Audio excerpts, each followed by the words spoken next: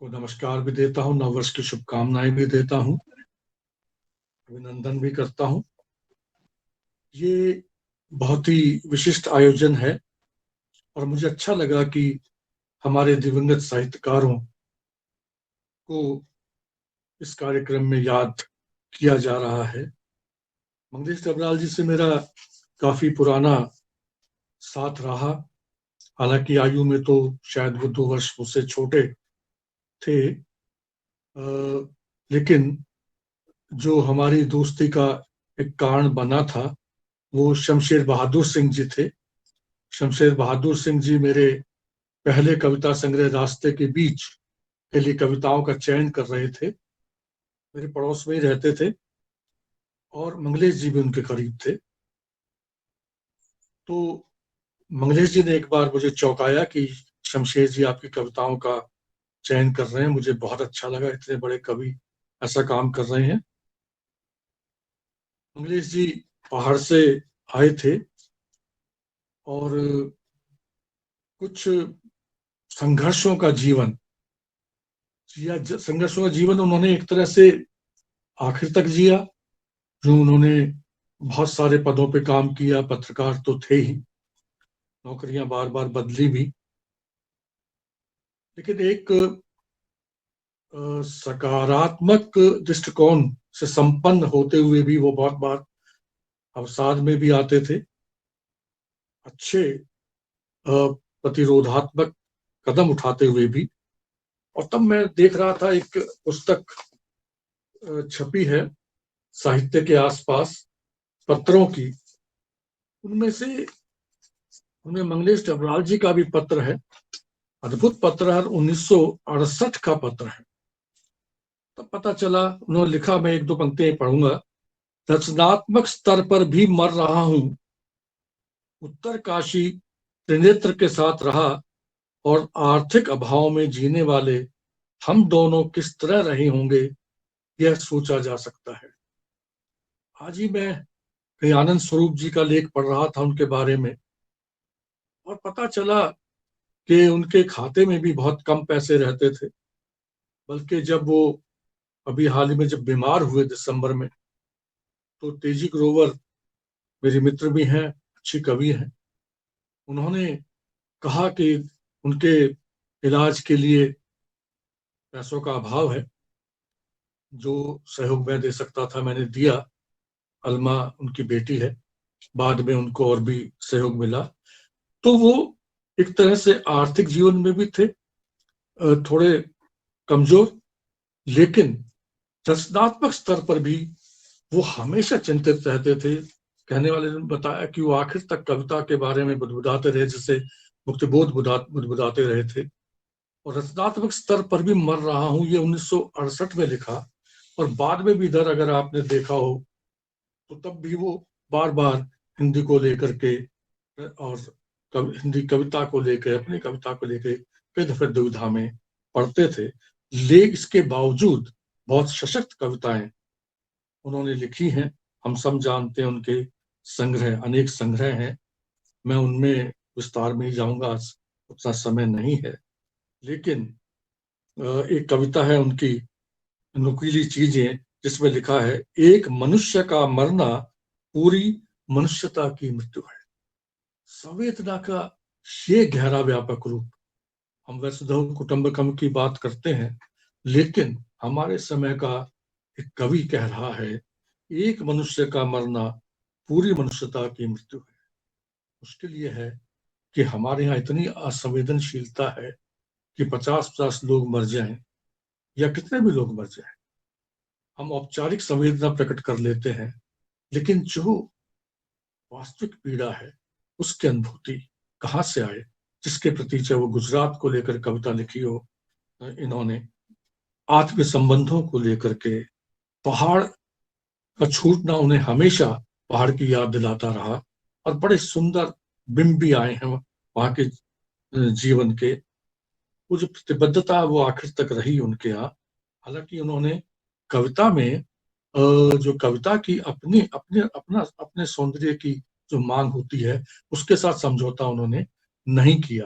कविता को उस प्रकार से उन्होंने केवल स्टेटमेंट या अविधात्मक या नारेबाजी वहां तक नहीं रखा जैसे बहुत सारे लोग रखते हैं, लेकिन बहुत अच्छे ढंग से उन्होंने कविता, विवादास्पद रहते हुए भी बहुत अच्छे ढंग से उन्होंने अपनी कविता की रचना की। अनुवाद क्षेत्र में उनका अद्भुत काम था। अनुवाद खुद किया, अनुवाद की समझ, अनुवाद के सरोकार क्या होते हैं उस पे मैंने तो पहली बार तब जाना जब मेरी अनुवाद की पुस्तक कोरियाई कविता यात्रा पर उन्होंने बहुत बड़ा सा लेख लिखा था लोरका पत्रिका में, और बड़ा शानदार लेख था, किस तरह से अनुवाद को सोचते थे। अब मैं ज्यादा विस्तार में न जाते हुए उनकी एक कविता, बहुत छोटी सी कविता है, तुम्हारा प्यार। तुम्हारा प्यार लड्डुओं का थाल है जिसे मैं खाना चाहता हूं। तुम्हारा प्यार एक लाल रुमाल है जिसे मैं झंडे सा फहराना चाहता हूं। तुम्हारा प्यार एक पेड़ है जिसकी हरी ओट से मैं तारों को देखता हूं। तुम्हारा प्यार एक झील है जहां मैं तैरता हूं और डूब रहता हूं। तुम्हारा प्यार पूरा गांव है। तुम्हारा प्यार पूरा गांव है जहां मैं होता हूं। एक छोटी सी कविता में आप देख सकते हैं कि एक बहुत बड़ा सरोकार, पूरी मनुष्यता के प्रति पूरे हृदय से समर्पण, वो इस प्यार को आप कितनी छवियों में व्याख्यायित कर सकते हैं। ऐसे थे हमारे मंगलेश डबराल कवि के रूप में। एक और छोटी कविता सुना करके शायद मैं और मित्रों को सुनना चाहूंगा। माँ की तस्वीर। घर में माँ की कोई तस्वीर नहीं, जब भी तस्वीर खिंचवाने का मौका आता है, माँ घर में खोई हुई किसी चीज को ढूंढ रही होती। माँ घर में खोई हुई किसी चीज को ढूंढ रही होती है। ये माँ है हमारे भारत की। घर में माँ की कोई तस्वीर नहीं। अस्तित्व तो हमारे यहाँ स्त्री का क्या रहा है कि तस्वीर नहीं। इसके आप इनके पास बड़े, कहा जाता है बड़े जैसे शमशेर थे, एक शब्द को कहाँ रखना है, किस तरह से रखना है, उसमें वो परफेक्शन चाहते थे। करीब करीब मंगलेश डबराल भी वही वही है कि जहां वो एक एक शब्द को जड़ते हैं, पिरोते हैं, यूं ही रख नहीं देते। घर में माँ की कोई तस्वीर नहीं, जब भी तस्वीर खिंचवाने का मौका आता है, माँ घर में खोई हुई किसी चीज को ढूंढ रही होती है, या लकड़ी, घास और पानी लेने गई होती है। जंगल में उसे एक बार बाघ भी मिला, पर वह डरी नहीं। उसने बाघ को भगाया, घास काटी, घर आकर आग जलाई और सबके लिए खाना पकाया। मैं कभी घास या लकड़ी लाने जंगल नहीं गया, कभी आग नहीं जलाई। मैं अक्सर एक जमाने से चली आ रही पुरानी नक्काशीदार कुर्सी पर बैठा रहा, जिस पर बैठकर तस्वीरें खिंचवाई जाती हैं। माँ के चेहरे पर मुझे दिखाई देती है एक जंगल की तस्वीर, लकड़ी, घास और पानी की तस्वीर, खोई हुई एक चीज की तस्वीर। तो मैं ऐसे कवि को शुरू में मंगलेश जी ने कहानियां से शुरुआत की थी और अच्छी कहानियां लिखी थी, लेकिन फिर वो कविता को ही उन्होंने अपनी मूल विधा बनाई। ऐसे कवि को जो मनुष्यता की विभाजनकारी मानसिकता के हमेशा विरोध में खड़े रहे, और एक मनुष्य की मृत्यु में जो तमाम मनुष्यता की मृत्यु को देखते रहे, ऐसे दूरदर्शी कवि को मैं विनम्र श्रद्धांजलि देता हूँ। और इससे हटकर मैं, क्योंकि आज बताया गया विश्व हिंदी दिवस है, यहाँ पर एक बात बता दूं और आप सबका उसके लिए साधुवाद भी देता हूँ, सहयोग भी चाहता हूँ। मित्रों, पूरे थोड़ा विश्व में जाने का मुझे मौका मिला है, हिंदी पढ़ाने का मौका मिला है, खासतौर दक्षिण कोरिया में। मैं सिर्फ एक बात बताऊंगा कि बहुत सारी जगह हिंदी का विरोध भी हो रहा है। जैसे दक्षिण कोरिया में 2 विश्वविद्यालय विशेष रूप से हिंदी पढ़ाई जाती है, हांगकांग यूनिवर्सिटी जहां मैं था और पुसान यूनिवर्सिटी। पुसान में इधर न जाने क्यों हिंदी का एक तरह से विरोध हुआ और हिंदी को बहुत सीमित करने की एक कोशिश की जा रही है, जिससे ताकि वो धीरे धीरे हिंदी समाप्त हो जाए। वहीं पर एक कोरिया की ही हिंदी की प्रोफेसर से जब कहा गया, जो कि वहां अध्यक्ष थी, कि आप हमें लिख करके दीजिए हिंदी के, इस प्रकार से वो लिखवाना चाहते जिससे कि वो स्वीकृति मिल जाए कि हिंदी को बिल्कुल हाशिए पर ले आए। उसने कहा नहीं, चाहे मुझे नौकरी से हटा दो, लेकिन मैं ऐसा नहीं लिखूंगी। ये वहीं की है, कोरिया की, कोरियन महिला है। तो वहां पर जब हिंदी के लिए इस तरह से खड़ा हुआ जा सकता है, तो हम सब तो इसी देश के हैं। हम में से बहुत से हिंदी के कारण से, हिंदी हमारी आजीविका भी है, लेकिन हिंदी से हमारा जो भावनात्मक संबंध है उसको जरूर हम जिंदा रखें, न मरने थे। इन्हीं शब्दों के साथ मैं आपके प्रति आभारी हूँ। धन्यवाद।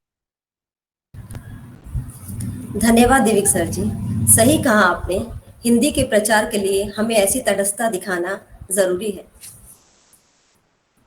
कार्यक्रम को आगे बढ़ाते हुए अगली कड़ी में मैं आमंत्रित करती हूँ प्रसिद्ध हस्ती मनोज कुमार झा जी को, जिनकी कविताएं व्यवस्था व सरकारी तंत्र द्वारा पोषित कुचक्र में पिस रहे आम आदमी की व्यथा कथा है। आपकी साहित्यिक यात्रा में शामिल है आपके विभिन्न पत्रिकाओं में प्रकाशित सराहनीय कविताओं, लेख, समीक्षा, व्यंग व साक्षात्कार, कई अखबारों में योगदान के साथ साथ आप वर्तमान स्वतंत्र पत्रिका अधिकार द्वारा अपना योगदान दे रहे हैं। हट यहाँ से बोलते रहो। स्वागत है मनोज कुमार सर जी आपका। नमस्कार। मुझे बड़ी ही खुशी हो रही है, पहली बार मुझे सृजन लोक प्रकाशन के इस कार्यक्रम में शामिल होने का मौका मिला है।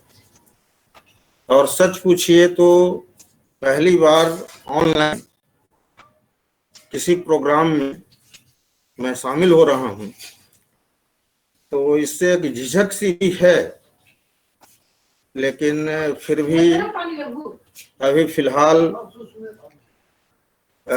मैंने आदरणीय गुरुवर प्रोफेसर दिविक रमेश सर की जो बातें सुनी, तो मेरा मनोबल काफी बढ़ा है। और मैं इस कार्यक्रम के आयोजन के लिए डॉक्टर रजिया बेगम जी, सृजन लोक के संचालक संतोष श्रेयांश जी और रेखा शर्मा जी, आपको बधाई देता हूं। मुझे राहत इंदौरी साहब पर बोलने के लिए कहा गया, तो इसे लेकर भी मेरे मन में एक झिझक थी, क्योंकि मैंने उनके बारे में ज्यादा कुछ पढ़ा नहीं, ऐसे सुनता रहा और साहित्य की मूल विधा कविता से जुड़े होने की वजह से और एक लोकप्रिय शायर, चर्चित और काफी कार्यक्रमों के जरिए जानने की वजह से मैंने रजिया जी की इस प्रस्ताव को स्वीकार कर लिया। और देखा जाए तो पिछला साल पूरी दुनिया के लिए, हमारे देश के लिए बहुत ही बुरा गुजरा। कोरोना जैसी महामारी की वजह से कई हस्तियां हर क्षेत्र की चली गई। आम जनता तो इस बीमारी के, महामारी के दुष्चक्र से पीड़ित रही ही, और इसमें हर क्षेत्र के कई लोग, तो राहत इंदौरी साहब भी कोरोना जैसी महामारी के शिकार हो गए और हमारे बीच से 11 अगस्त को चले गए। इसका बड़ा ही दुख है और ये रहेगा, क्योंकि उनकी कमी को पूरा नहीं किया जा सकता। ऐसे लोकप्रिय शायर बार बार नहीं सामने आते, बार बार नहीं आते। बहुत से ऐसे लोग हैं जो शायरी की विधा में, उर्दू काव्य में बहुत कुछ लिख रहे हैं, लेकिन उसको लोकप्रिय मंच से और लोगों से जोड़ना एक बहुत बड़ी बात होती है, जो राहत इंदौरी साहब में थी। यद्यपि मुझे भोपाल जैसे शहर में रहने का कई वर्षों तक मौका मिला, लेकिन मैं इसे अपना दुर्भाग्य ही मानूंगा कि मेरी उनसे कभी मुलाकात नहीं हो सकी। बावजूद कई ऐसे लोगों के संपर्क में रहा जिनसे मुझे उनके व्यक्तित्व के कई पहलुओं के बारे में जानने का मौका मिला। राहत इंदौरी साहब एक ऐसे परिवार में पैदा हुए जो आर्थिक तंगहाली के दौर से गुजर रहा था, और हम जानते हैं कि बचपन से ही उनको कई ऐसे काम करने पड़े, बावजूद उन्होंने शिक्षा के क्षेत्र में बड़ी उपलब्धियां हासिल की और डॉक्टरेट किया, पीएचडी की उपाधि हासिल की। और उन्होंने जो कुछ लिखा, पीएचडी में जो उन्होंने थीसिस लिखी, वो उर्दू मुख्य मुशायरा के नाम से एक चर्चित और उल्लेखनीय कृति है। बाकी उन्होंने जो भी चीजें लिखी हैं वो काफी लोकप्रिय हैं, काफी पॉपुलर हैं, और इससे वो लोग उसको जगह जगह, उसकी खासियत ये है कि दोहराते हैं, और उसमें एक जो चुनौती देने वाली, चैलेंज करने वाली जो बात है वो बड़ी ही खास है, जो उनको एक अलग शायर बनाती है। और उसमें बहुत जटिलता भी नहीं है, आम फहम है। उनकी जो लैंग्वेज है, जो भाषा है, उसको समझना किसी के लिए भी आसान है। और जिसको कहते हैं कि उर्दू, यानी जो उर्दू लैंग्वेज है, उर्दू भाषा है, जिसके बारे में शमशेर बहादुर सिंह अभी दिव्यक सर बता रहे थे, शमशेर बहादुर सिंह के बारे में, तो उन्होंने जो लिखा है वो तो खैर उसकी चर्चा में हम ज्यादा अलग प्रसंग हो जाएगा। तो उस धारा को, संस्कृति का जो प्रवाह है, जिसको हिंदवी, है ना, जिसको कहते हैं कि जो हिंदुस्तानी, और जो लोग हिंदी और उर्दू को अलग दायरे में बांटते हैं, तो उससे वो एकदम ही अलग है। और वो उसमें हिंदी और उर्दू का जो फर्क है, जो लोग कहते हैं कि उर्दू में जो फारसी और अरबी और ये सारी जो चीजें हैं, तो एकदम वो भारतीय जो परंपरा है हमारी, जो हिंदवी की परंपरा है, जो अमीर खुसरो से शुरू होकर और वली दक्कनी से चलते हुए वली दक्कनी ने जो लैंग्वेज जो इस्तेमाल की है और उस रूप में उसमें वो चीजें सामने आती हैं। और ये उन्होंने इसीलिए जो हम देखते हैं कि फिल्मों में भी उन्होंने फिल्मों में के लिए भी लिखा और काफी लोकप्रिय रहे, लेकिन कहीं भी हम देखते हैं कि वो कहीं भी जो सत्ता के प्रतिष्ठान हैं, जो हमारी जो एक कहें कि व्यक्ति के तौर पे उसकी अस्मिता पे कहीं भी चोट वो उसको बर्दाश्त नहीं करते और उसको चैलेंज करते। मैंने 2-3 छोटी चीजें उनकी लिखी हैं और जो शुरुआती दौर में तो मुझे पढ़ने पे कुछ कई चीजें तो उनकी बड़ी पॉपुलर हैं, सभी जानते हैं, लेकिन कुछ चीज जो शुरुआती दौर में लिखी वो मैं सुनाना चाहूंगा आपको, जो मैंने नोट कर रखा है। तो एक खासी चीज है, मतलब देखिए उसमें एक अजीब तरह की सादगी है या कहिए कि अल्हड़पन भी है, आप उसको कह सकते हैं। तो मैं आपको सुनाऊंगा। मैंने दिल देकर,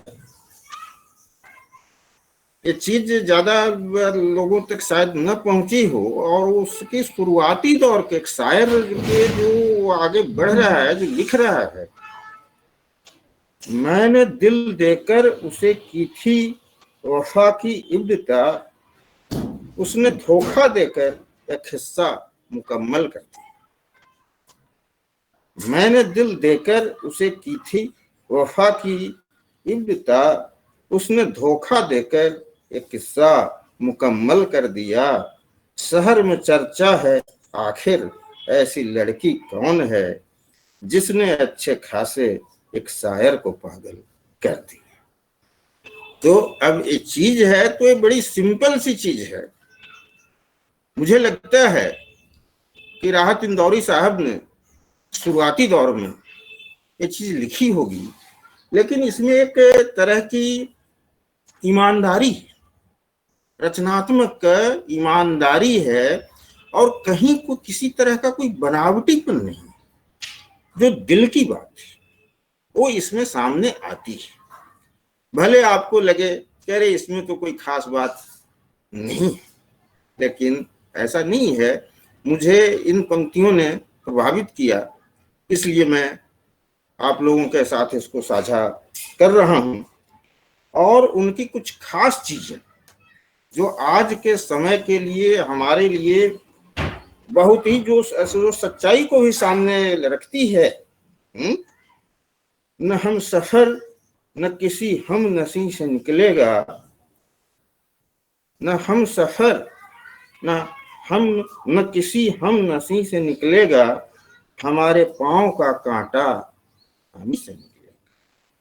तो ये सारी चीजें जो है उनकी जो रचनात्मक संघर्ष जो है उससे है, क्योंकि अकेले किसी का जो संघर्ष है वो कई स्तरों पे चलता है और एक रचनाकार का जो संघर्ष है वो उसके अपने व्यक्तिगत स्तर पे भी चलता है और एक सामाजिक स्तर पे भी चलता है, सामूहिक स्तर पे भी चलता है। अब एक चीज जो है जो मुझे बड़ी उनकी चीजें, उनके कलाम में तो बहुत सारी बातें हैं और उनके जीवन में जो है वो है क्या संघर्ष है, वो अध्यापन में है। शुरुआती दौर में उन्होंने बोर्ड पेंटिंग भी की, तो उसमें भी एक कलात्मकता है, वो भी जो है उससे उसको हम ये नहीं कह सकते। और फिर आगे चल उन्होंने जो ऊंची शिक्षा हासिल की, अध्यापन के पेशे से जुड़े और बराबर एक बड़े ही लोकप्रिय है ना, इतना लोकप्रिय जिनको सुनने के लिए हजारों हजार की भीड़ उमड़ पड़ती है, तो ऐसे कम हुए हैं। लिखा क्या जो आज के लिए भी बड़ी खास बात है, आज का जो दौर है हमारा, उसमें तूफानों से आंख मिलाओ, सैलाबों पे बार करो, तूफानों से आंख मिलाओ, सैलाबों पे वार करो, मल्लाहों का चक्कर छोड़ो, तैर के दरिया पार। मल्लाहों का चक्कर छोड़ो, तैर के दरिया पार करो, फूलों की दुकानें खोलो, फूलों की दुकानें खोलो, खुशबू का व्यापार करो, इश्क खता है कोई खता, एक बार नहीं 100 बार करो।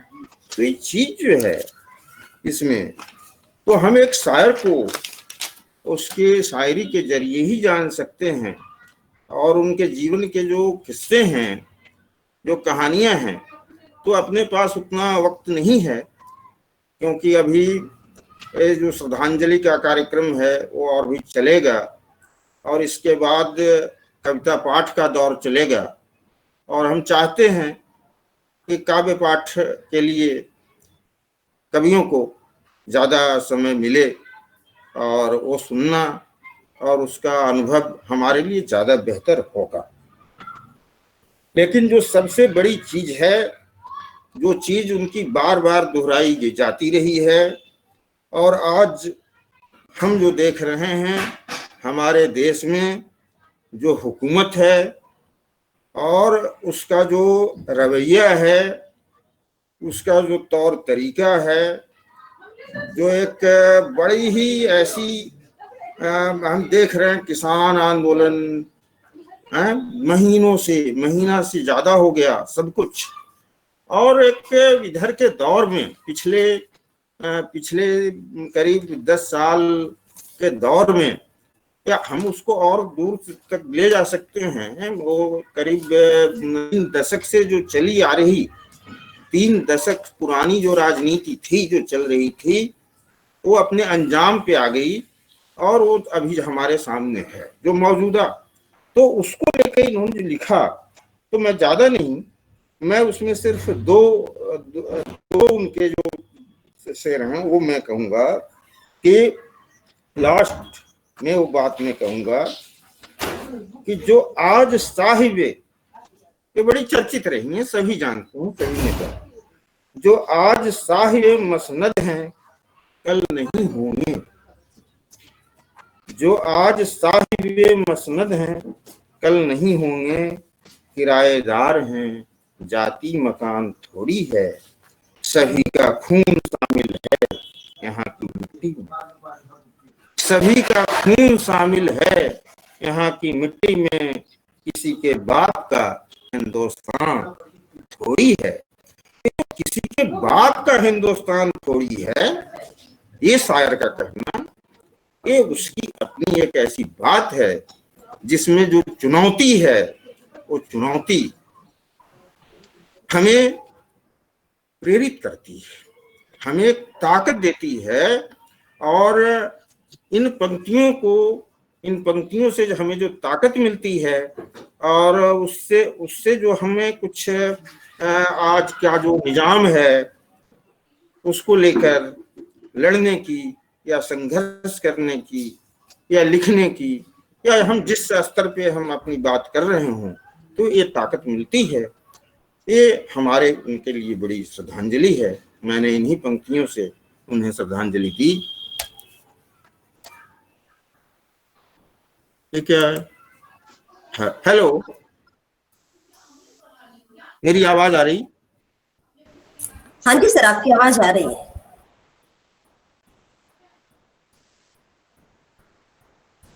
डिस्कनेक्ट।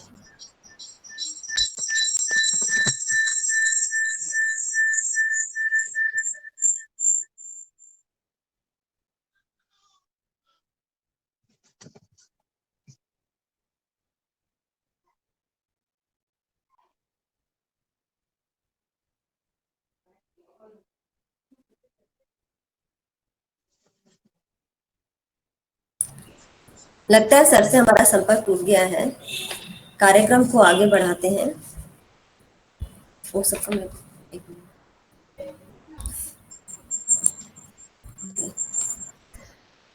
कार्यक्रम को आगे बढ़ाते हुए अब मैं आमंत्रित करना चाहूंगी अलका सिन्हा जी को।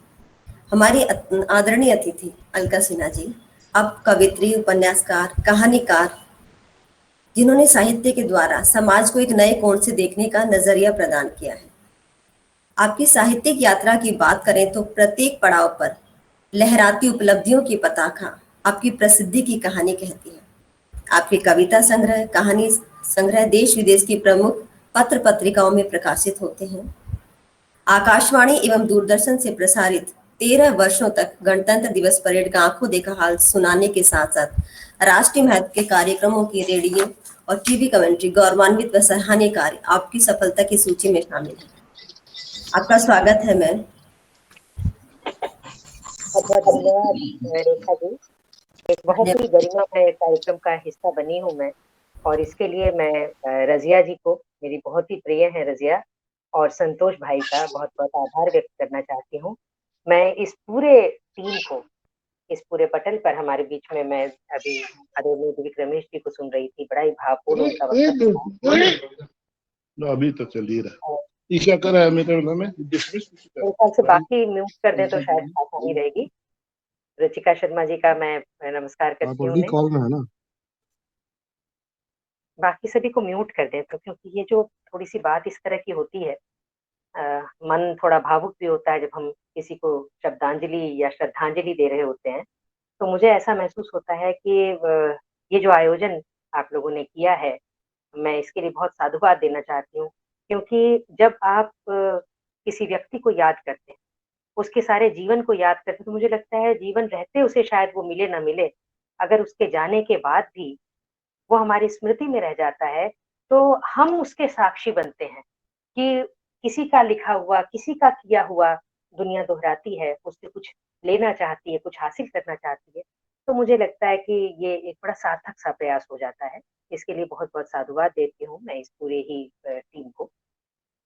और जैसा कि ये बताया गया कि इसे 2 भागों में आप कर रहे हैं, तो जो विश्व हिंदी दिवस मनाने का कार्यक्रम है, वह अगले चरण में होगा, इसलिए उसको मैं बिल्कुल स्थगित करते हुए इस वक्त जो श्रद्धांजलि का कार्यक्रम है, उसमें मैं हमारे चारों ही जो रचनाकार जिनको हमने पिछले वर्ष खो दिया, आदरणीय मंगलेश डबराल जी को, राहत इंदौरी साहब को, कैलाश झा साहब को और मृदुला सिन्हा जी को मैं अपनी श्रद्धांजलि अर्पित करती हूँ।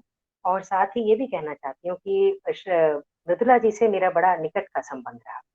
उनकी स्नेह की छाया मुझे बहुत ही बराबर मिलती रही, और मैंने उन्हें बड़े करीब से एक व्यक्ति के रूप में भी जाना। उनका, मैं समझती हूँ कि उनके कई ऐसे वो थे जिनको आप अलग-अलग पक्षों से देख सकते हैं कि वो एक बहुत अच्छी राजनेता के रूप में रहीं, एक बड़ी संवेदनशील लेखिका के रूप में रहीं। जब वो स्त्री सशक्तिकरण पर आती थीं, या जो वो स्त्रियों से जुड़े हुए जो उनके पास मामले आते थे, जब वो वहाँ खड़ी होती थी तो अड़ जाती थी बिल्कुल चट्टान की तरह।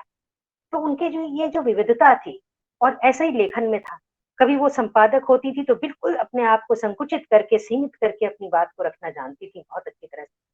और जब वो अपना लेख लिखती थी तो उन्हें पता था कि किसी एक छोटी-सी बात से कैसे गढ़ी जाती एक कहानी।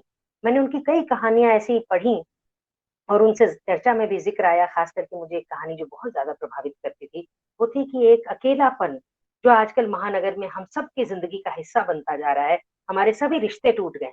तो इन रिश्तों के टूटने का जो अंजाम होता है, वो हमें कहाँ लेकर जा रहा है, किस अकेलेपन और अवसाद में लेकर जा रहा है, ये उनकी कहानियों में बहुत ही खूबसूरती से निकल कर आता था। तो उसमें एक कहानी में एक पात्र है, महिला पात्र है, जो बड़ा डरती थी, चूहे से या इस तरह की किसी आवाज़ से, जैसा प्रायः होता है कि महिलाएँ स्वभाव से थोड़ा-सा डरपोक होती हैं। तो उस तरह का एक किरदार उन्होंने उठाया, और उसे अंत में इस तरह से रखा कि वो अकेलेपन से इतना त्रस्त हो जाती है कि उस महिला के सो रही है तो अचानक उसके पैर से एक चूहा जो है वो हल्के-हल्के रोएँ, उसके कोमल से रोएँ उसके पैरों से टकरा कर निकलते हैं। तो जिससे वो सुनकर चीख मार कर घबरा जाती थी, आज उसे वो स्पर्श बड़ा भला लगने लगा है। तो मतलब हम उस हद तक चले जाएँगे अकेलेपन की, कि हमें इन जीव-जंतुओं के बीच भी उनका स्पर्श भी, उनका अपनापन भी कहीं न कहीं सुकून देने लग जाएगा। इसी तरह उन्होंने लिव इन रिलेशनशिप्स के ऊपर बहुत अच्छी कहानी लिखी। तो उनके नज़रिए में अगर मैं कहूँ कि वो एक हमारी भारतीय संस्कृति की संवाहक रहीं, तो ये बिल्कुल गलत नहीं होगा। हमारे जो संस्कृति में कहा जाता है, हमारे जो मूल्य हैं, उनके बड़े अच्छे पत्र थे, माँ का पत्र बेटी के नाम। तो वो बड़ी होती हुई बेटी, जो टीनेजर बेटी है, उससे कैसे बात करनी है। हम कहते हैं कि बेटे की चप्पल जब पिता के पैरों में या पिता की चप्पल जब बेटे के पैरों में आने लग जाए, तो उसे दोस्त मान लेना चाहिए। लेकिन बेटी के लिए ऐसा नहीं कहते। तो बेटी के लिए भी आपको सहेली होकर, सखी होकर, अंतरंग होकर, गुइयाँ होकर उसके नज़दीक जाना पड़ेगा, उसको समझना पड़ेगा और तब आप उसे वो पाठ पढ़ा सकती हैं, जिसे कि बड़ी-बड़ी किताबें भी नहीं पढ़ा पाएँ। तो उनके जो बड़े मीठे पत्र थे, बल्कि मैं एयर इंडिया में रही तो हमने एक बार ये सोचा था कि हम इसको शृंखलाबद्ध तरीके से छापेंगे, कई पत्र हमने छापे भी। तो वो मुझे लगता है कि इतनी संवेदनशीलता से और इतनी बड़ी बात कह जाते थे, जो घर-घर की कहानी होती थी। आज के समय जो इतनी दुर्घटनाएँ हो रही हैं, कई बार मेरी उनसे चर्चा हुई इस बारे में। तो वो ये हमेशा कहती थी कि इसके लिए मैं किसी एक व्यक्ति को दोष नहीं दे सकती, ये पूरी व्यवस्था है। हम जब लड़की को कहते हैं कि जाओ पढ़ो, देर हो गई, तुम क्यों देर से आई? तो हम क्या बेटे को क्यों नहीं कहते कि तुम देर से क्यों आए, कहाँ थे तुम? तो ये जो एक नज़रिया था तस्वीर का दूसरा रुख भी देखने का, ये उनकी बहुत बड़ी बात थी और इस बात को उन्होंने अपने जीवन में, अपने लेखन में, अपने राजनीतिक जीवन में, हर जगह इसके लिए बहुत जगह सँभाल कर रखी और इसको पूरा तवज्जो दी इस बात पे। मुझे ध्यान आता है कि गोवा में वो जब गवर्नर थीं तो मेरा एक किसी कार्यक्रम में उनके यहाँ जाना हुआ। तो मतलब जहाँ वो इतनी बड़ी गवर्नर और उनके पीछे लगी हुई पूरी फ़ौज सिक्योरिटी गार्ड्स की, तो मेरे ख़्याल से संतोष भाई भी हमारे साथ थे जब हम लोग गए थे उनको लाने के लिए। तो उस वक़्त उनके साथ नहीं, ये दूसरी कहानी है। संतोष जी के साथ भी हम गए थे और वो कहानी अ, जब हम सृजन लोक का कार्यक्रम था उस समय की है, तो वो एक अलग बात थी। लेकिन जिस वक़्त वो गोवा में थीं और हम उन्हें लेने के लिए गोवा के किसी कार्यक्रम में गए थे, तो उनके जितने सिक्योरिटी गार्ड थे वो हमें रोक रहे थे और वो चाहते थे कि वो एक दूरी बना कर रखें जो एक राजनेता को रखना चाहिए और वो थी कि उनके भीतर का लेखक, उनके भीतर का व्यक्ति एकदम आम साधारण व्यक्ति की तरह से मिलना चाहता था और वो बिल्कुल इसको रखना नहीं चाहती थी, वो जो सारा प्रोटोकॉल होता है उसको हटा करके और हमसे बात कर रही थी, तो सेब उठा कर देती है हाथ में कि लो इसे खाओ। तो ये सब चीज़ें उनके भीतर की एक संवेदनशील स्त्री को इतनी खूबसूरती से सामने लाती थीं, जिससे सीखने को बहुत कुछ मिलता है। लोग एक छोटे से बड़े पद पर पहुँच जाते हैं तो सोचते हैं हम बहुत बड़े काबिल हो गए, लेकिन उनके भीतर एक जो ज़मीन से जुड़े रहने का भाव था, वो उनकी रचनाओं के साथ-साथ उनके भीतर भी बहुत था। और एक बार की बात मैं आपको बताऊँ कि उनके घर मेरा जाना हुआ, अक्सर मैं जाती थी, छठ का समय वो बहुत मन से पूजा-पाठ करती थीं, तो छठ में अक्सर हमें बुलाती थीं कि प्रसाद लेने के लिए आओ, आशीर्वाद देती थीं। कभी मैं अगर किसी काम से फ़ोन करने में मुझे देर भी हो जाए, तो वो खुद फ़ोन करके आशीर्वाद देती। तो उनके भीतर एक जो मातृत्व तुल्य एहसास था कि ये मेरे बच्चे हैं, इनके लिए मैं छठ करती हूँ। तो वो सब बातें उनकी बड़ी मुझे तो याद आती हैं और देखिए उनका जाना भी हुआ, तो वो छठ का ही समय चल रहा था, 18 नवंबर वो तारीख थी और हम लोग छठ के लिए मैं उस समय कार्यक्रम तैयार कर रही थी और उस समय ये पता लगा एकदम से तो बड़ा ही दुखद बहुत ही तकलीफ दे स्थिति रही वो। तो मैं बात कर रही थी कि हम उनके घर गए और किसी बात से बात चर्चा में मैंने उन्हें बताया कि जब मेरी शादी हुई तो मैं दिल्ली में ही पढ़ी-लिखी और शादी हुई बिहार के बिल्कुल एक ऐसे घर में, जहाँ की मुझे ये पता लगा मेरे पिता ने बताया कि उसके दीवारों पर मेरे देवर ने अपने हाथ से मधुबनी पेंटिंग्स की हुई। तो मुझे लगा बहुत ही कलात्मक परिवार होगा और मेरे मन में ये छाने लगा कि भई वो कैसे मैं उस घर में जाऊँ और देखूँ उस कलात्मकता को कि जहाँ मेरा एक तरह के रचनात्मक एहसास है, वहीं मैं किसी कलात्मक उससे जुड़ जाऊँगी तो कहीं अच्छा-सा महसूस हो रहा था। तो इसी बात का ज़िक्र करते हुए मैंने उन्हें बताया कि जब मेरी शादी हुई, तो वो मुझे एक जैसे साधारण घर होते हैं, उस तरह का एक पक्के का मकान दिखाई पड़ा। तो मैं बार-बार अपने देवर से पूछती थी कि हम अपने घर में कब जाएँगे? तो उन्होंने बताया कि ये तो अपना ही घर है भाभी। तो मैंने कहा वो कहाँ है पेंटिंग्स जो आपने दीवारों पर बना रखी थी, वो मैं देखना चाहती हूँ। तो उन्होंने मुझसे कहा कि दिल्ली से आ रही थी मेरी भाभी, क्या मिट्टी के घर में आती? उसे तोड़कर हमने पक्का बनवा दिया। तो मैंने कहा ये चीज़ मुझे बड़ी अंदर तक आज तक मुझे याद आती है। तो एकदम मृदुला जी ने कहा सुनो, मैं इस पर कहानी लिखूँगी और सभी नाम बिल्कुल सही दूँगी जो हैं। तो उन्होंने उस पर एक बड़ी खूबसूरत कहानी लिखी, विरासत नाम से और जब वो सुषमा जी के साथ बैठी हुई थी तो उन्होंने उस समय ये ख़ास करके मिलवाया कि देखिए यही है अलका जिसके ऊपर मैंने वो कहानी लिखी थी। तो उनका बड़ा मतलब बहुत विशाल मन था, बहुत बड़ा हृदय था और जब वो लिखती थीं सीता पुनी बोली या इस तरह से जो उन्होंने हमारे पात्र उठाए, पौराणिक पात्रों को उठाया, तो उसको उठाते हुए कभी भी उन्होंने उसको दोहराने की कोशिश नहीं की बल्कि आज के संदर्भ में वो कैसे प्रासंगिक हो सकते हैं, उसको रखने की कोशिश की। आज का व्यक्ति कैसे उनके साथ नए दौर में कदम से कदम मिला के चल सकता है, उसको उन्होंने करने की कोशिश की। तो मैंने हमेशा उनको एक बहुत ही बड़े मापदंड पर पाया। महिला उसकी वो हेड रही, बहुत समय तक उसकी प्रमुखता से काम करती रही।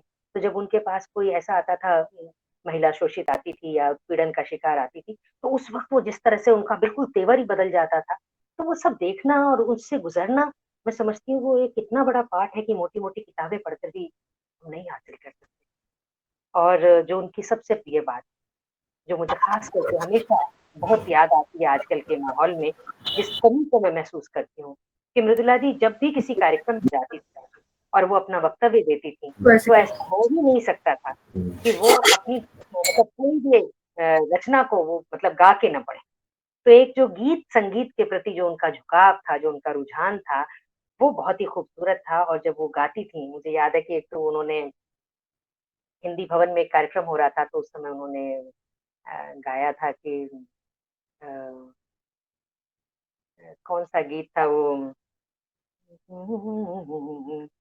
अ, कौन-सा था देखिए, मैं एक ही शब्द भूल रही हूँ कि पता नहीं, नैना घर में दियरा बार अली हो, गोसाई घर में जगदम्बा घर में दियरा बार अली हो, जगदम्बा घर में दियरा।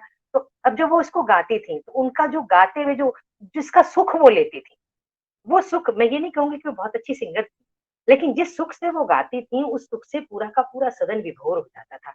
और उस सुख में जुड़ी होती थी हमारी परंपरा, हमारी वो भारतीयता, जिसके लिए हम पूरे देश में, हम पूरे विश्व में सबसे अलग खड़े होकर के जाने जाते हैं। तो मैं उनकी उपस्थिति को बहुत ही नमन करती हूँ। और ऐसे व्यक्तित्व बहुत ही मुश्किल से मिलते हैं। और हम लोगों को उनके साथ होने का मौका मिला है। अ, आपके सृजन रोग के कार्यक्रम में उनका सहयोग हमें मिला है। जब भी कभी हमने पुकारा, वो एकदम एक साथ आए, उनके ऊपर किताब आप लोगों ने निकाली। तो ये एक बहुत बड़ी श्रद्धांजलि है जो आज हम उन्हें दे रहे हैं। मैं बहुत-बहुत आभार व्यक्त करती हूँ। और हाँ, एक जाने से पहले उनकी, क्योंकि आप हिंदी की बात कर रहे हैं, तो मैंने एक कविता उनकी कुछ पंक्तियाँ पढ़ कर के यहाँ मैं इसको समाप्त करना चाहूँगी अपनी बात को। उन्होंने एक गीत लिखा था हिंदी के ऊपर, उसमें से कुछ पंक्तियाँ मैं पढ़ना चाहती हूँ। हिंदी से सजती भारत की भाषाएँ, हिंदी से सजती भारत की भाषाएँ, सब मिलकर गाएँ भारत की गाथाएँ। विश्व में फैले इसके गान, विश्व में फैले इसके गान, वसुधैव कुटुम्बकम इसकी शान। हिंदी ही अपनाएँ हम, भारत का भार उठाएँ हम, हिंदी भारत माँ की बिंदी, हिंदी भारत माँ की बिंदी। मैं बहुत-बहुत नमन करती हूँ उनकी स्मृति को। धन्यवाद बहन, सही कहा आपने, वो समाज के प्रत्येक वर्ग के प्रति बहुत ही संवेदनशील थे। आगे हम कार्यक्रम को आगे बढ़ाते हुए हमारे अगले अतिथि कवि हैं उमा शंकर राव सर। आपकी 100 से ज्यादा लघु पत्रिकाओं में कहानी, कविता, निबंध, समीक्षा, गजल प्रकाशित है। आपके 2 कविता संग्रह प्रकाशित हो चुके हैं और अनेक उत्कृष्ट पुरस्कारों से आप सम्मानित हैं। स्वागत है सर आपका। उमा शंकर राव सर जी।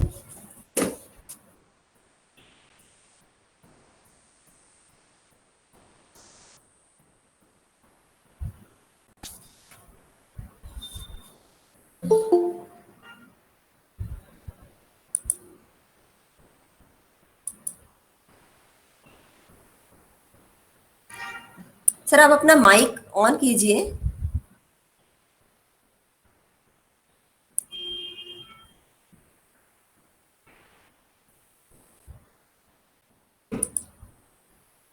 उमा शंकर राव सर जी, हमारे साथ हैं आप?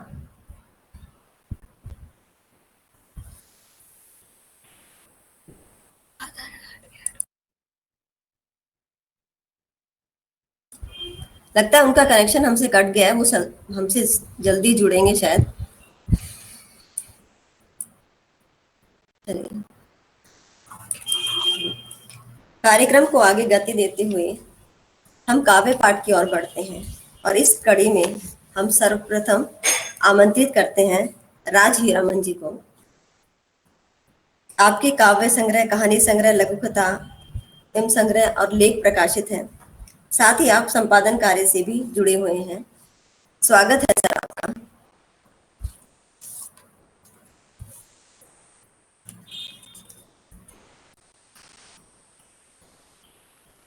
राज हीरामन जी।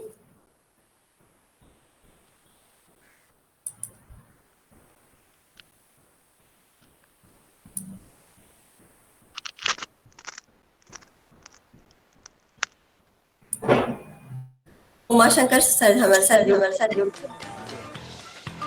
हाँ मैडम। हाँ जी सर। हाँ जी सर। आवाज जा रही है मेरी? हाँ जी बिल्कुल, आपकी आवाज आ रही है सर जी। आ, आ, हम दिख रहे हैं स्क्रीन पर? हाँ जी सर। Okay madam. नमस्कार। लेकिन मेरे स्क्रीन पर दिखाई नहीं पड़ रहा है। आपका चित्र जो है ना वो आज का फिक्स चित्र आ रहा है, आपको वीडियो में नहीं दिखाई दे रहे। जी जी, आपको अब अपना दिख वीडियो ऑन करना पड़ेगा। सर आप अपना वीडियो ऑन कीजिए। वीडियो। हाँ जी सर।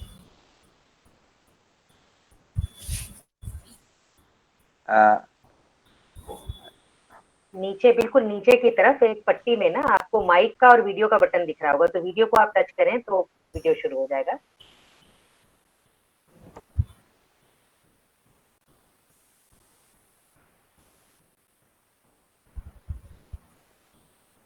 हाँ जी हेलो। अब आप दिखाई भी दे रहे हैं, सुनाई भी दे रहे हैं। ठीक है ठीक है। क्षमा प्रार्थी हूँ, कुछ तकनीकी गड़बड़ी आ गई। मेरा नमस्कार, अभिवादन सबको। जितने भी पटल पर सुधीजन हैं, कवि हैं, कवित्री हैं, और जैसा कि आप सभी जान रहे हैं कि ये 2 चरण का कार्यक्रम है, बड़ा ही महत्वपूर्ण कार्यक्रम है। विश्व हिंदी दिवस के ऐसे सुनहरे मौके पर इसके लिए इस अच्छे और उत्कृष्ट आयोजन और कार्यक्रम के लिए मैं भाई श्री संतोष श्रेयांश जी को एवं डॉक्टर रजिया जी को मैं बधाई देता हूं और धन्यवाद भी देता हूं उन्हें कि लगातार आपकी जो सक्रियता है, जो समर्पण है, जो निष्ठा है साहित्य के प्रति, वह अतुलनीय है, अनुपम है।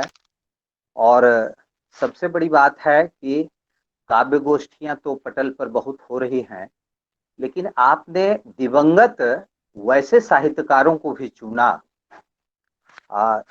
जिन्हें कविता पढ़ने के साथ साथ याद करना बड़ा ही महत्वपूर्ण कर्म और धर्म भी बनता है। अभी बड़ी महत्वपूर्ण वार्ता चल रही थी श्रद्धांजलि समारोह के इस दरमियान में दिलीप रमेश सर जी बहुत अच्छा, बड़ी भावुकता के साथ और सारगर्भित रूप में डबराल जी पर उन्होंने अपनी बात रखा। मनोज सर झा जी ने भी राहत इंदौरी जी को बड़े सरल और सहज ढंगों से उन्होंने सफलतापूर्वक रखा। और मृदुला सिन्हा जी पर अलका सिन्हा जी ने भी बहुत अच्छे ढंग से उनके दैनंदिन जो व्यक्तित्व का जो स्वरूप था उसका भी चित्र उतारा। इसी कड़ी में मैं खगड़िया से कैलाश झा किंकर के बारे में मुझे यह मौका मिला है, मैं इसके लिए भी धन्यवाद देता हूं रजिया जी को और संतोष जी को। मैं इस क्रम में एक बात मैं यह कहना चाहूंगा कि साहित्यकार रियल में वह होता है जो अपनी सर्जना के साथ साथ नई पीढ़ियों का भी सर्जक या सर्जन करने के लिए अभिप्रेरित करता है। और अगर इस दृष्टि से कैलाश झा किंकर को देखा जाए तो पूरे बिहार के परिदृश्य पर उनका नाम अग्रगण्य आएगा। अग्रगण्य है वो इस अर्थ में, इस दिशा में, इस उद्देश्य पूर्ण कार्यों के माध्यम से अगर मूल्यांकन किया जाए तो उनकी कुल 5 जो है अंगिका की पुस्तकें और कुल 14 लगभग हिंदी की पुस्तकें जो उनकी प्रकाशित हैं। यह क्वालिटी और क्वांटिटी के हिसाब से हम कह सकते हैं कि कम नहीं है। लगभग 3 दशक के साहित्यिक सेवा में ये कम नहीं है, परंतु सबसे बड़ा उनका काम और यह जो देन है कि उन्होंने एक हिंदी साहित्य परिषद की स्थापना के द्वारा उन्होंने जो एक आंदोलन के रूप में साहित्यकारों को जो जन्म दिया, साहित्यकारों को, नए नए साहित्यकारों को जो प्रबुद्धता की दिशा में बढ़ने के लिए प्रेरित किया, और उसके अंदर में कहीं अगर कमियां थी, भाषाई की हो या शैली की हो, शिल्प की हो, उसको उन्होंने निखारा भी। लगातार वो एक जगह कभी नहीं टिकते थे। वैसे मैं बता दूं कि वे खगड़िया के एक प्राथमिक विद्यालय में प्रधानाध्यापक थे और उनका निधन 58 वर्ष में 13 जुलाई 2020 को हुआ।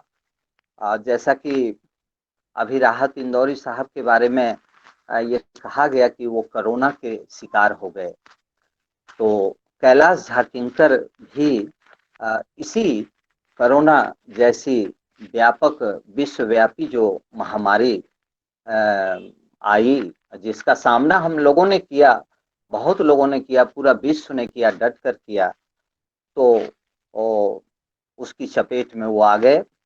और 13 जुलाई 20 सोमवार के दिन 7:45 में वो तुरंत बाथरूम से लौटे और बिस्तर पर जाते ही उनका अंतकाल हो गया।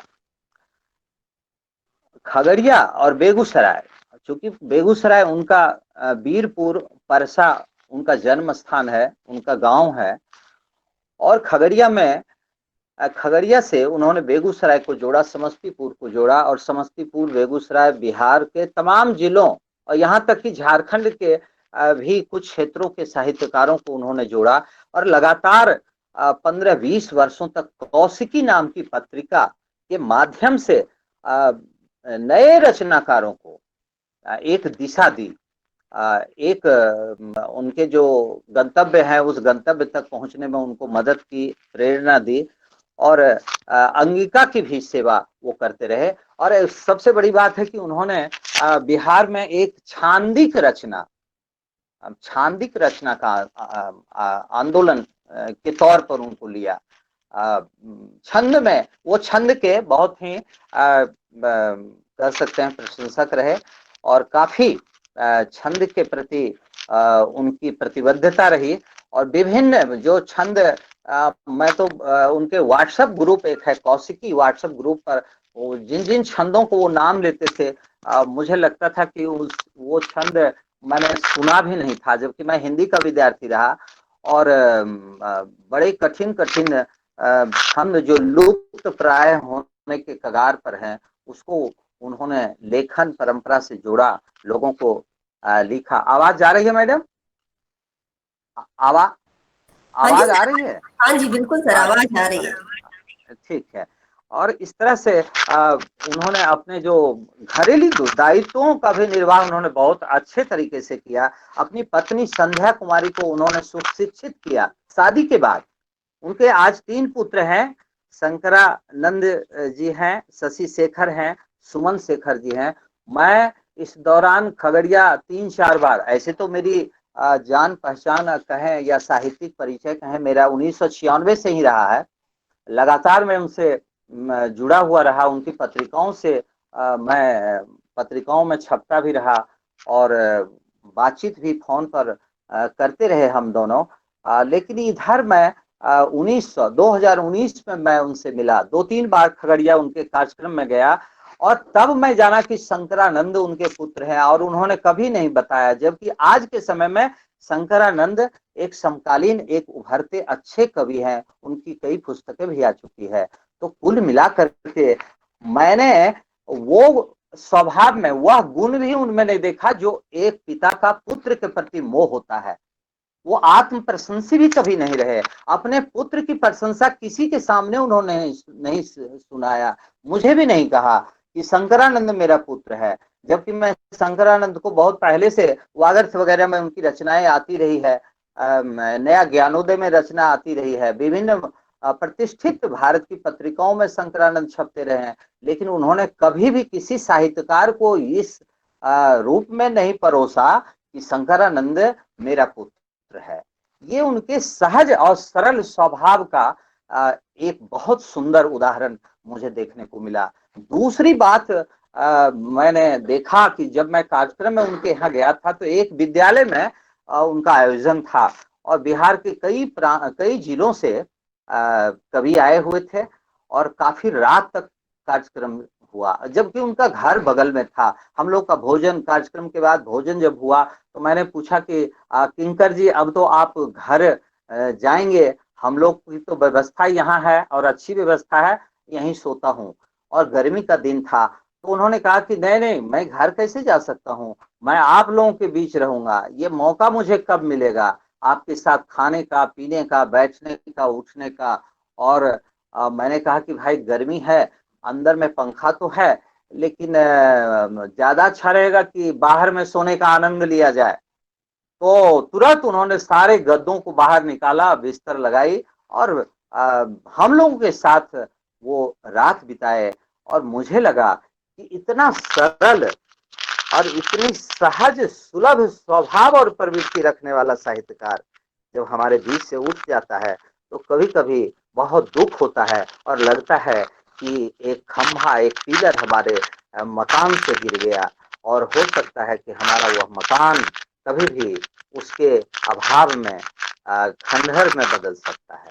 जो मानवता का साहित्य में, अपने साहित्य में जो प्रेम और मानवता का राग और स्वर उन्होंने दिया, ये बड़ी ही महत्वपूर्ण है।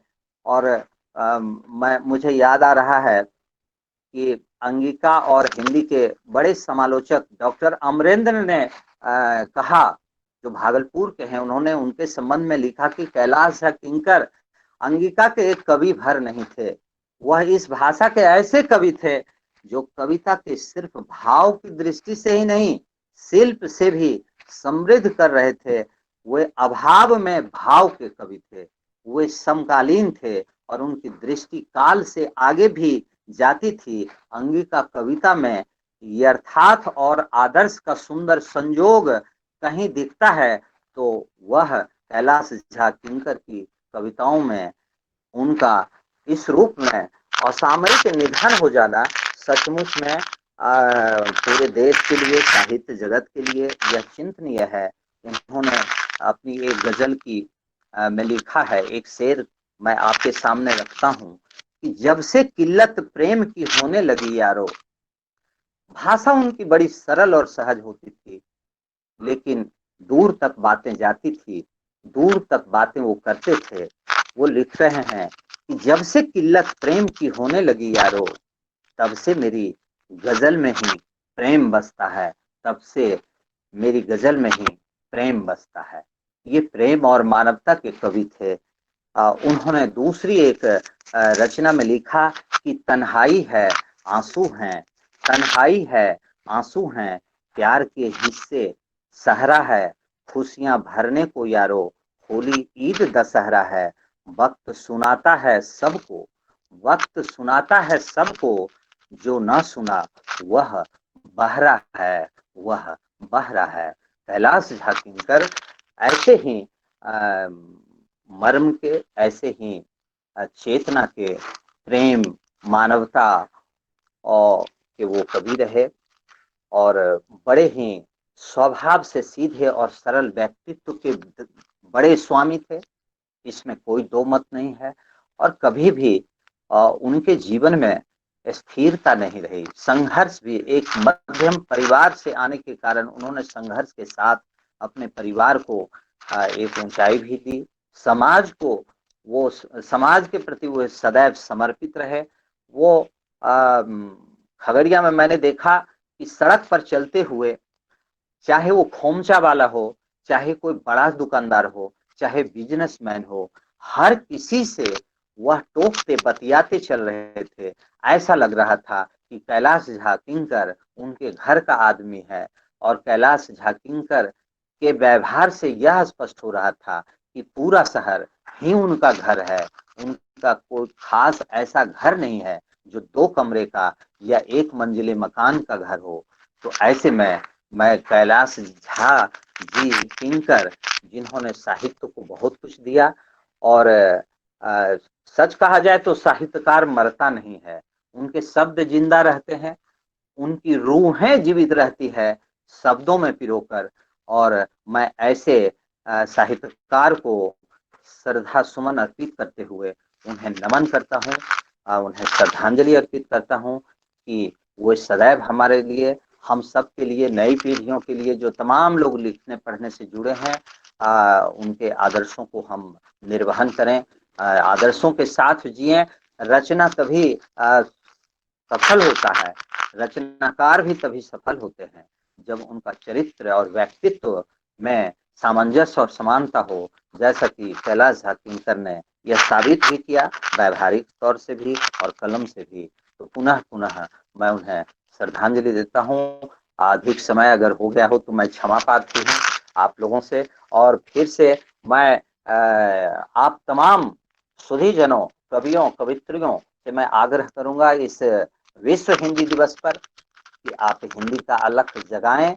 चूंकि भारत की जितनी भी भाषाएं हैं वो सब हिंदी है, ये राग जरूर अपनाएं। आज संकल्प के साथ, इन शब्दों के साथ आप सबको नमन और धन्यवाद कि आपने मुझे समय दिया और सुना। प्रणाम। धन्यवाद सर जी, आपने सही कहा, वे शब्दों के जादूगर थे, प्रेम और मानवता के कवि, हमेशा हमारी यादों में बने रहेंगे। अब काव्य पाठ की तरफ बढ़ते हैं और आमंत्रित करते हैं हमारे सबसे छोटे सदस्य जय आदित्य को, जो बीडी पब्लिक स्कूल पटना से हैं। ये अनेक कार्यक्रमों में लगातार सक्रिय रहते हैं और अपनी सहभागिता दिखाते रहते हैं। स्वागत है जय आदित्य आपका।